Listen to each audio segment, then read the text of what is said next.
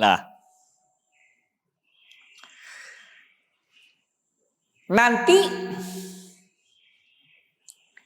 ada perbedaan antara maksiat iblis dengan maksiat Adam. Ini sangat penting sekali. Kan? Jangan sampai kita sekalian kena dengan maksiat iblis. Bukan berarti boleh mengikuti maksiat Adam. Nah,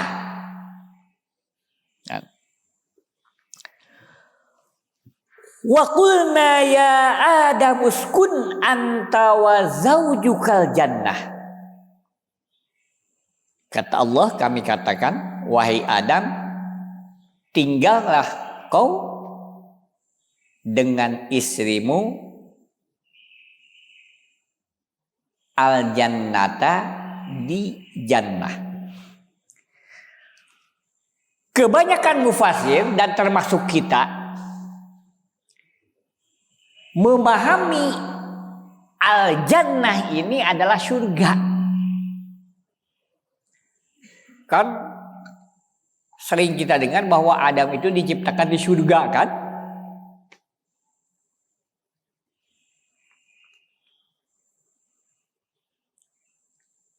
Padahal yang dimaksud dengan al-jannah di sini bukan surga, Pak.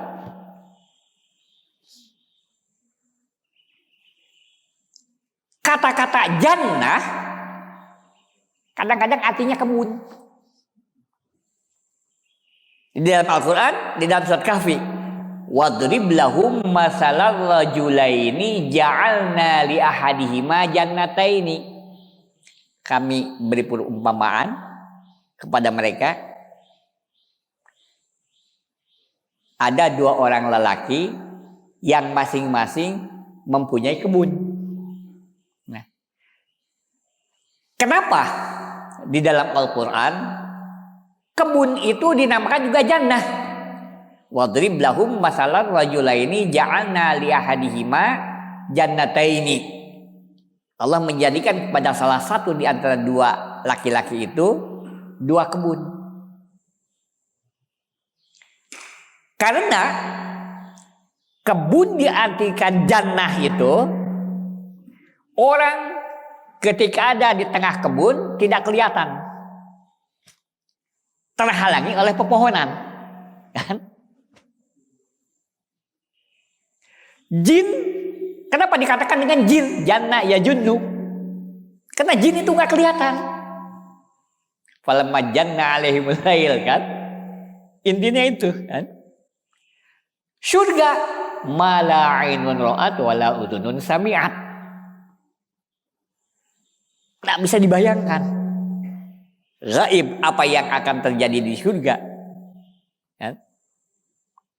Nggak bisa dibayangkan oleh mata, nggak dibayangkan oleh kuping, ya? Makanya dikatakan jannah, ya. Jannah dengan pengertian surga di kita itu nanti setelah hari kiamat, dan tempatnya orang-orang yang iman. Kiamatnya saja sekarang belum ada yang mengisi surga yang jannah yang diartikan sebagai surga. Kalau begitu, apa yang dimaksud dengan kata-kata al-jannah di dalam ayat ini? Wa ilqulna apa tadi? Wa qulna ya Adam uskun anta wa zaujukal jannah.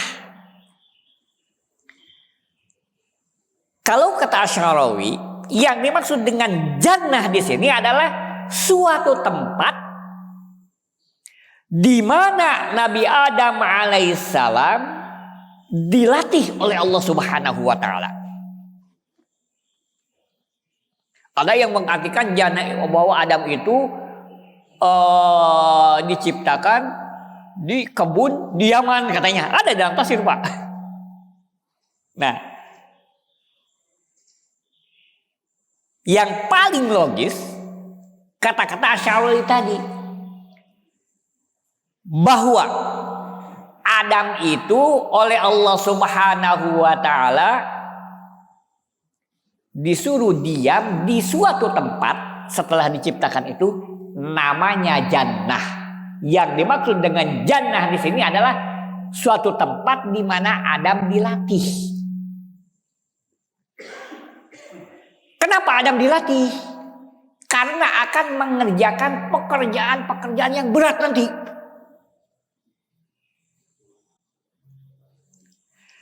Di dalam ayat 30, wa idz qala rabbuka lil malaikati inni ja'ilun fil ardi. Jadi Allah akan menciptakan manusia di bumi. Nah, ada di dalam Al-Quran, wa idz qala rabbuka lil malaikati inni ja'ilun fil jannati khalifah. Kan?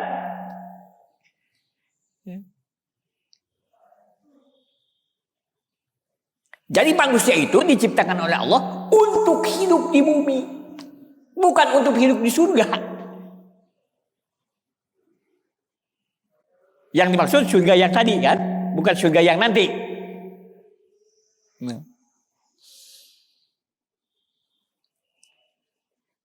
Dilatih apa? Ini sampel kehidupan, Pak, ayat ini. Ayat 30 sampai dengan 39 itu sampel kehidupan. Dilatih apa? Nabi Adam alaihissalam dengan istrinya Hawa di jannah atau tempat latihan tadi. Dilatih oleh dua hal.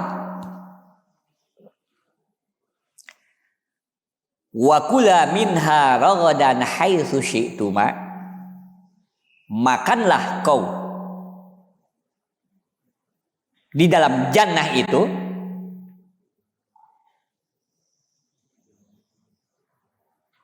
sekemampuan kau. Yang kedua, wala taqraba hadhihi syajarata, dan janganlah kau mendekati pohon ini. Fatakuna minadh dhalimin, maka engkau akan termasuk makhluk yang zalim. Satu,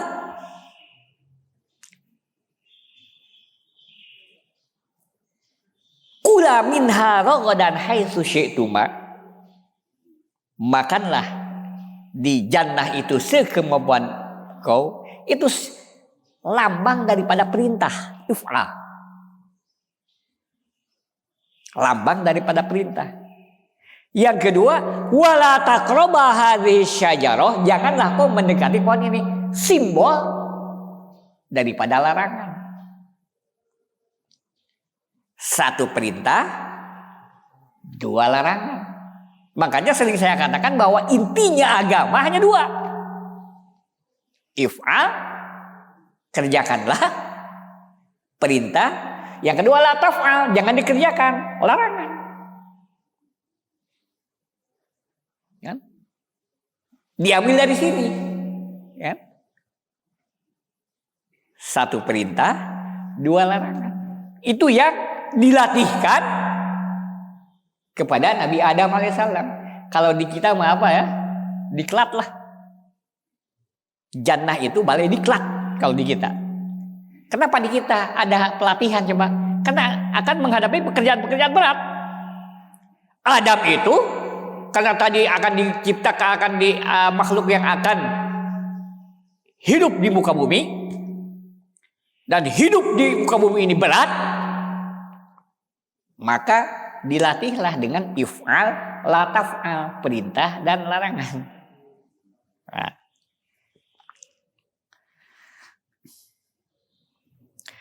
Fa'azallahuma syaitanu anha fa'akhrajahuma mimma kana fih. Kemudian setan menggodanya.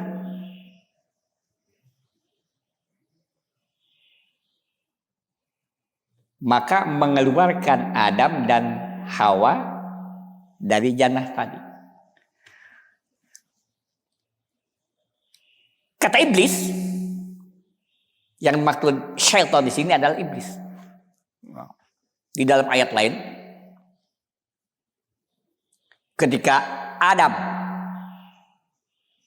pertama mendapatkan perintah dari Allah dan yang kedua mendapatkan larangan, kata si iblis menggodanya, "Ya Adamu, hal adulluka ala syajaratil khuldi wa mulkil la yabla." Wahai Adam, apakah kau tidak mau aku tunjukkan pohon ketika kau memakan buahnya akan langgeng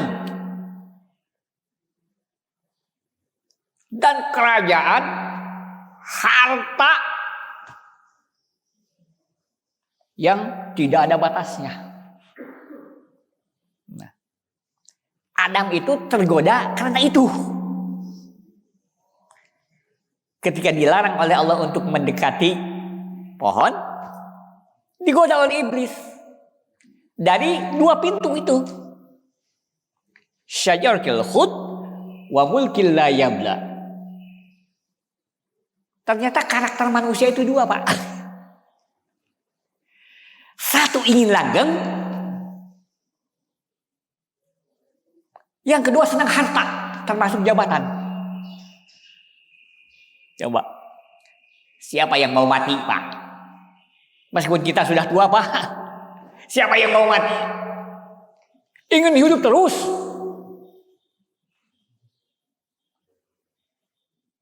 Ya.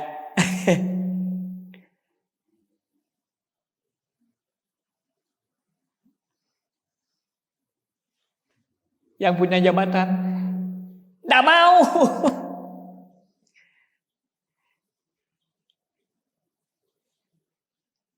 Ingin seumur hidup, Pak. Coba, itu karakter manusia. Senang harta. Tidak ada manusia yang tidak senang harta, Pak. Bohong. Kalau ada orang tidak senang harta. Jangan percaya. Wa innahu lihubbil khairi lasyadid. Bahwa manusia itu sangat senang sekali dengan harta. Kan? Kita pun begitu, Pak, nanti digoda itu dari dua pintu itu. Sekarang ramai-ramai kan? Udah satu periode, ingat dua periode, setelah dua periode, ingat tiga periode, terus kan? Memang karakter manusia. Nah, tadi ketika iblis alaihi la'nah dia membangkang, tidak mau sujud tunduk kepada Allah, dia sumpah.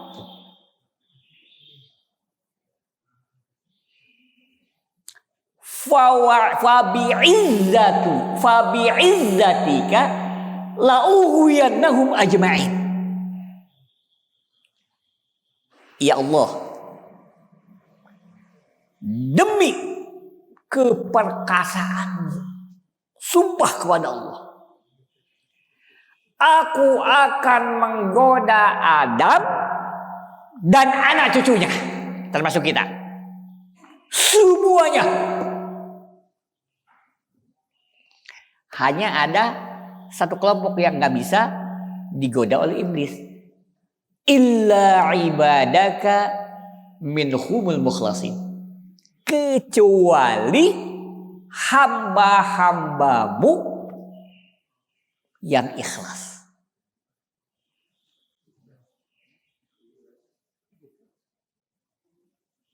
Orang kaya bisa digoda oleh iblis. Pejabat bisa digoda oleh iblis. Ulama pun bisa digoda oleh iblis. Kecuali orang yang ikhlas tadi. Orang kaya yang ikhlas, pejabat yang ikhlas, ulama yang ikhlas, rakyat yang ikhlas, semuanya yang ikhlas. Dan ikhlas itu bisa dikerjakan oleh semua orang. Kalau kepada orang yang ikhlas.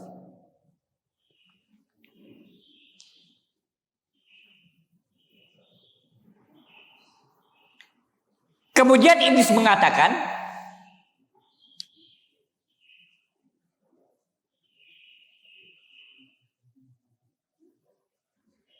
"Fabima aghwaytani la'aq'udannahum siratakal mustaqim." Karena kau telah mengutuk aku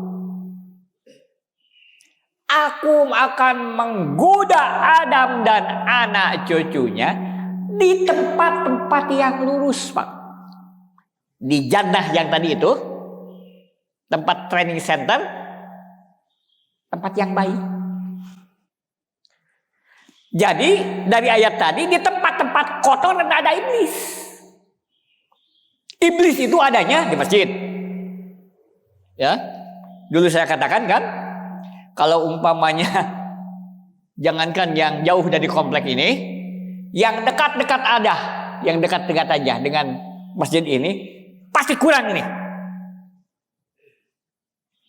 Ya, kurang besar masjid ini.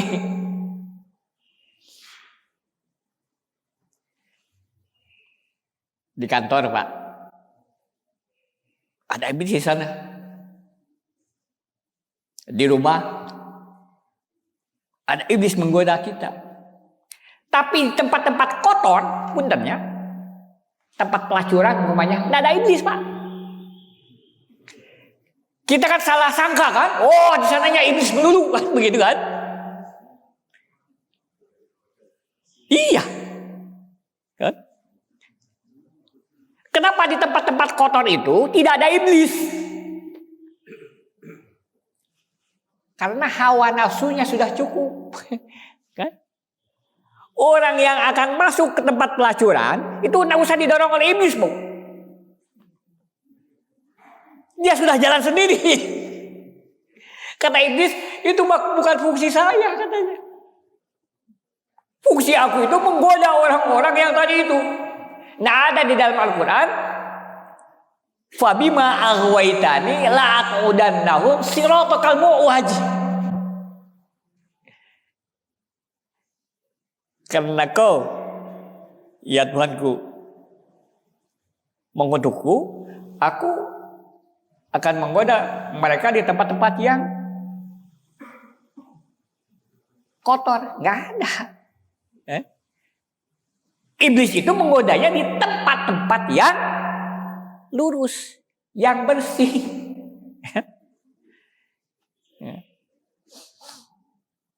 Coba, kan?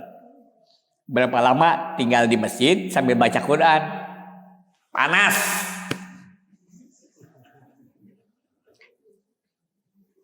Alhamdulillah di kita masih banyak yang baca Quran, tapi bulan Ramadan, Bu.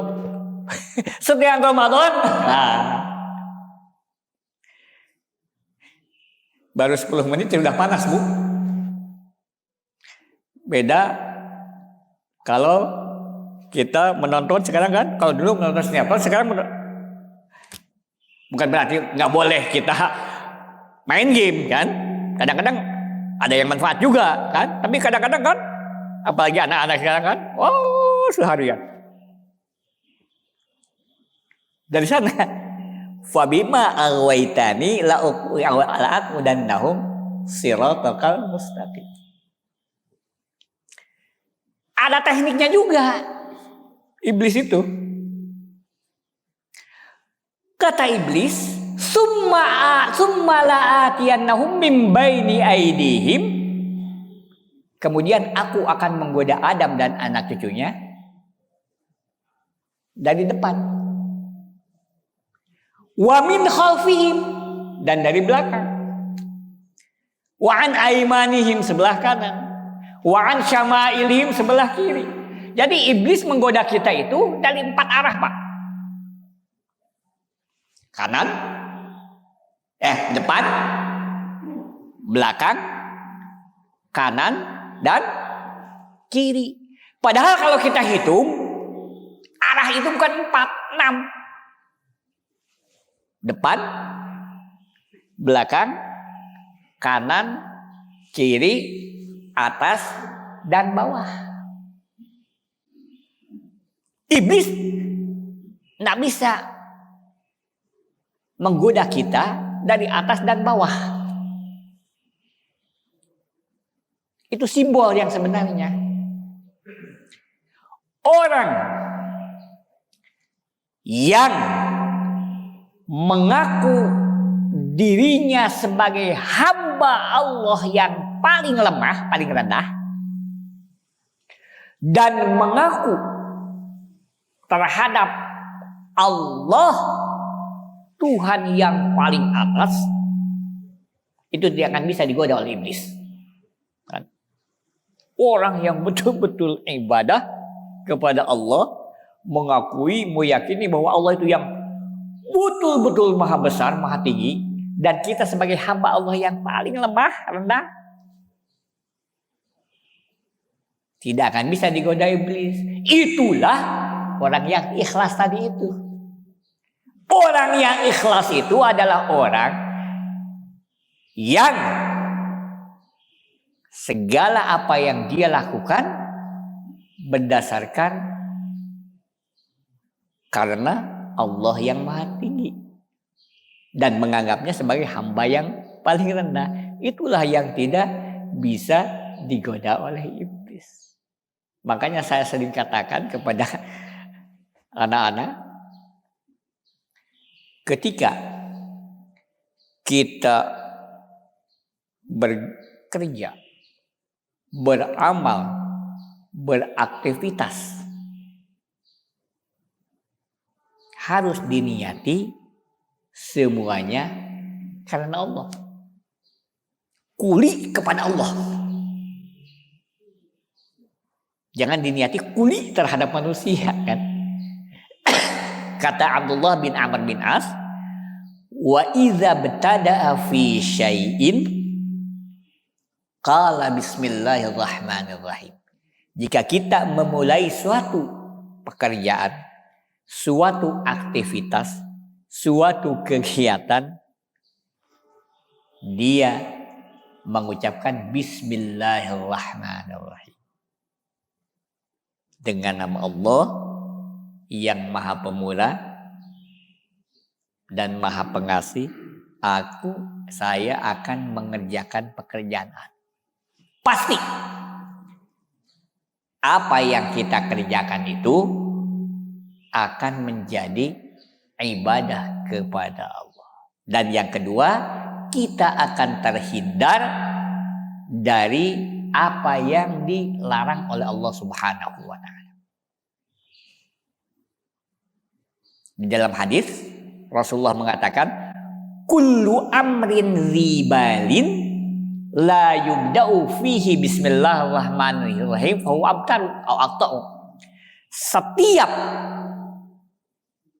sesuatu pekerjaan yang dilakukan dengan proses berpikir, ribalin tafsirnya adalah rifikrin. Pekerjaan yang dilakukan dengan proses berpikir, kalau tidak dimulai dengan bismillah, tidak ada manfaatnya.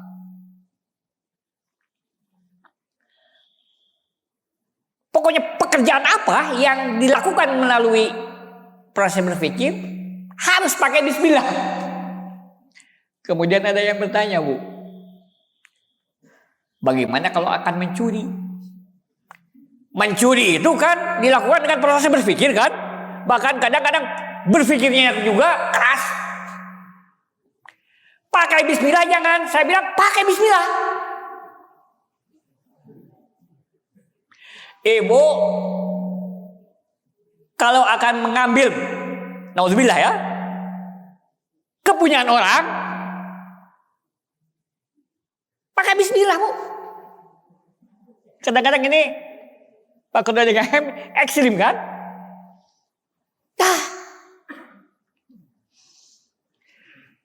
Bismillahirrahmanirrahim, dengan nama Allah yang maha pemurah dan maha penyayang,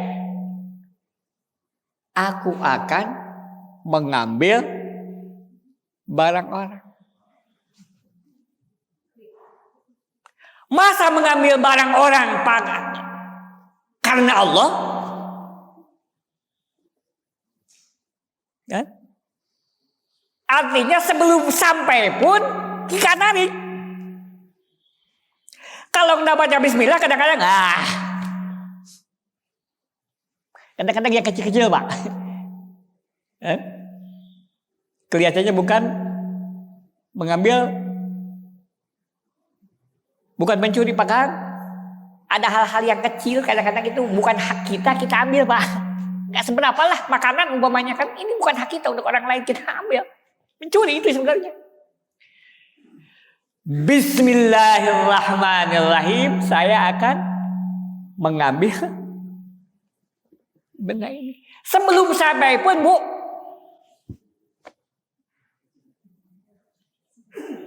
akan ditarik lagi. Masa mengambil barang orang lain dengan nama Allah, dengan ridho Allah, dengan berkah Allah? Enggak. La ma'siyata ma'adzikri. Orang tidak akan maksiat jika dia ingat kepada Allah. So, ketika kita melanggar aturan Allah, Bu, maksiat, durhaka, pasti pada waktu itu nggak ingat kepada Allah.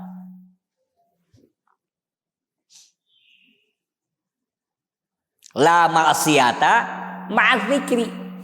Orang tidak akan maksiat jika dia ingat kepada Allah. La yazni zani hina yazni wa huwa mu'min. Orang yang berzina ketika dia berzina pada waktu itulah dia tidak ingat kepada Allah, bahkan tidak iman.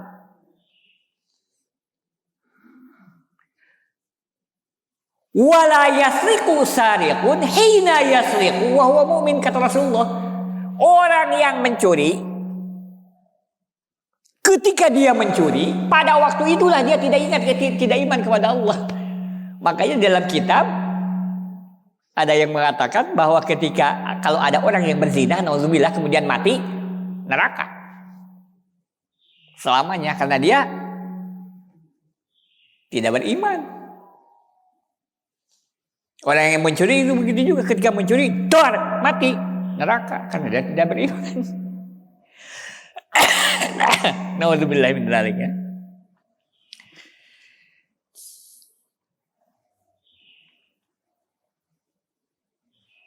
Jadi gitu setan itu Bu ya.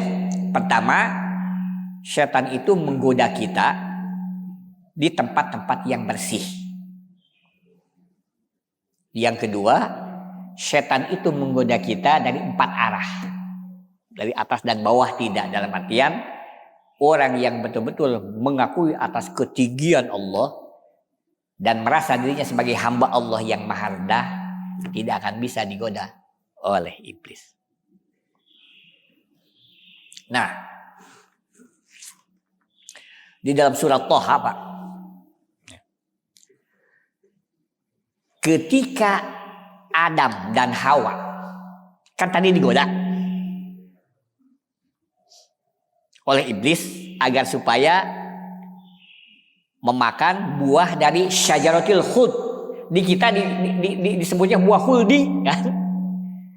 Nah, yang dimaksudkan buah khuldi itu adalah buah di mana dimakan akan langgeng, tidak akan mati-mati. Al-khuldu itu adalah langgeng. Di kita kan kita dulu dengar kan syajaratul khuldi, buah khuldi kan gitu kan. Nah, ketika Adam dan Hawa mencicipi buah khuld tadi itu, falamma dzaqash syajarata, ketika Adam dan Hawa mencicipi buah khuldi tadi, badat lahuma sau'atuhuma, kelihatan dua-duanya itu, Adam dan Hawa itu kemaluannya Bu, auratnya. Sau'ah itu aurat, itu simbol Pak. Rums. Ketika orang melanggar aturan Allah, pasti akan kelihatan aurat.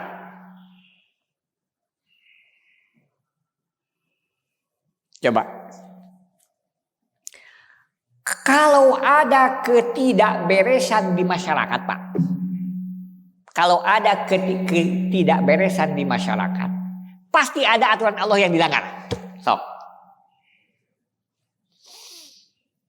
Termasuk di negara, Pak. Kalau negara enggak beres, kan? Pasti ada aturan Allah yang dilanggar.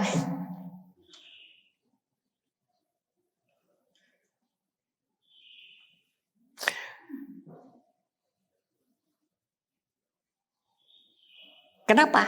Karena intinya ajaran Allah itu adalah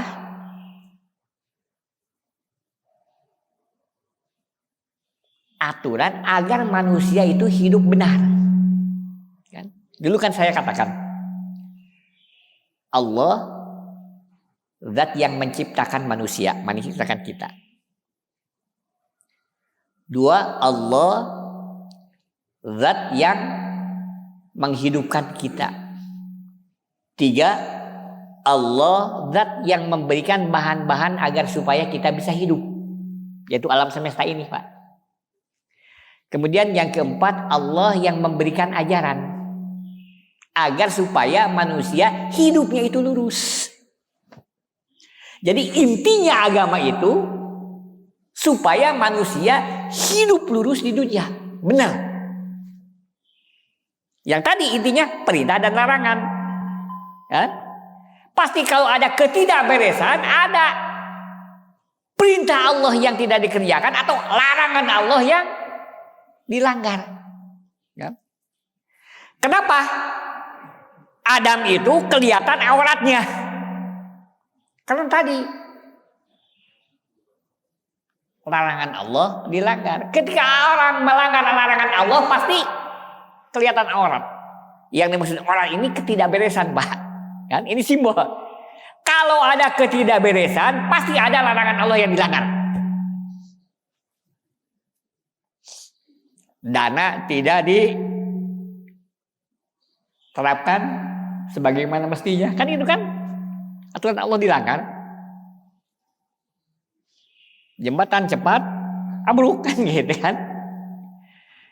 Termasuk di kita, Pak. Sok emutan lah ya. Kalau ada hal-hal yang tidak beres itu aurat, Pak. Ketidakberesan itu aurat.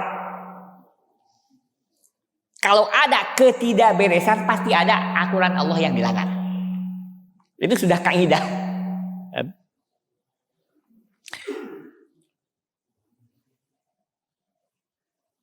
Wa qul nahbitu ba'dukum li ba'din adu walakum fil ardi mustaqallu wa mata'un ilahin. Kemudian Allah memerintahkan kepada Adam untuk turun ke muka bumi. Nanti antara satu yang lain bisa saling bermusuhan. Dan bumi itulah tempat tinggal bagi engkau wahai Adam sampai batas waktu tertentu. Nah, kadang-kadang kita zalimu. Gara-gara si iblis, kita hidup di bumi. Kalau dulu tidak ada iblis, kita itu hidup di surga semuanya, kan begitu kan? Itu yang mengartikan bahwa jannah di sana surga. Itu zalim terhadap iblis. Kenapa? Karena di dalam pemberitahuan pertama saja Allah mengatakan wa il qala rabbuka lil malaikati inni ja'ilun fil ardi, bukan inni ja'ilun fil jannati. Nah, ada di dalam Al-Qur'an inni ja'ilun fil jannati. Manusia itu bukan untuk hidup di tempat yang jannah tadi itu, tapi untuk tempat hidup di syurga. Satu lagi, Pak. Fatalaqqa Adamu min rabbih kalimatin fataba alaihi.